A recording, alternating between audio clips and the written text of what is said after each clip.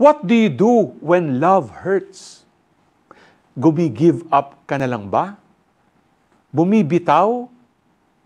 Ipinagdiriwang natin ngayon ang kapistahan ni Saint Stephen, the first martyr within the octave of Christmas. Walang nakapigil kay Saint Stephen to show his faith in Jesus and to prove his love for him. Kahit na ang kinahantungan nito ay kamatayan, pinanghawakan niya ang mga salita ni Lord when He said, "You will be hated by all because of my name, but whoever endures to the end will be saved." Yes, love saves, and so it must endure to the end. Nasa season tayo ng Kapaskuhan, pero ika nga nila, araw-araw ay Pasko.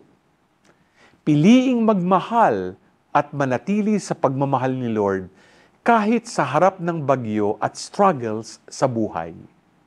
G ka ba?